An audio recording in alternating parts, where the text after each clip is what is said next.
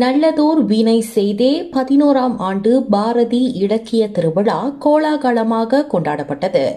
பாரதியின் கீர்த்தனைகள் இசைப்பாடலுடன் தொடங்கப்பட்டு ஐயா சீனியாரின் தமிழ் வாழ்த்துடன் நெறியாளர் ஐயா பே வசந்தன் பாரதியின் முழக்கத்தோடு தொடங்கப்பட்ட பாரதி இலக்கிய திருவிழாவில் கிளாந்தான் பஹாங் கோலாலும்பூர் ஈப்போ தாப்பா புருவா சித்தியவான் போன்ற இடங்களிலிருந்தும் வட வட்டார பகுதியிலிருந்தும் சுமார் 560க்கும் மேற்பட்டவர்கள் பங்கெடுத்துக் கொண்டனர். இதனை அடுத்து குலீம் சுற்று வட்டார தமிழ்ப்பள்ளி மாணவர்களுடன் பினாங்கு மக்மண்டேன் தமிழ் பள்ளியும் கவிதை ஒப்புவித்தலில் தொடர்ந்து துவாங்கு பைனோன் தமிழ் ஆய்வியல் துறை மாணவர்கள் பாரதியின் கனவு என்ற தலைப்பில் நாடகமும், சுங்கைகோப் இடைநிலைப்பள்ளி மாணவர்கள் காணி நிலம் வேண்டும் பராசக்தி நாடகத்தை படைத்தனர்.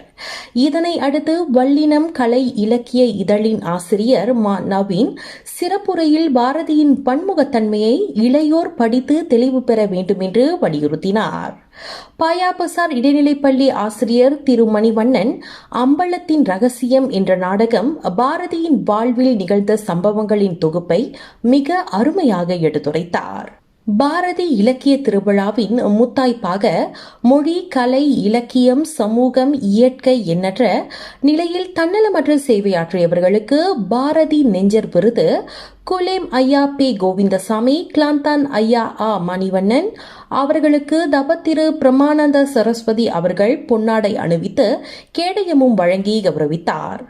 இந்த நிகழ்வின் இறுதியாக தபத்திரு சுவாமி பிரம்மானந்தா சரஸ்வதி அவர்கள் பாரதியின் மொழி வாயிலான அறிவு செயற்பாடுகளை சுத்த அறிவே சிவம் என்று கூறும் சுருதிகள் கேளீரோ எனும் கவிதையின் சாரம் அறிவு நிலை சார்ந்தது என்று குறிப்பிட்டார்.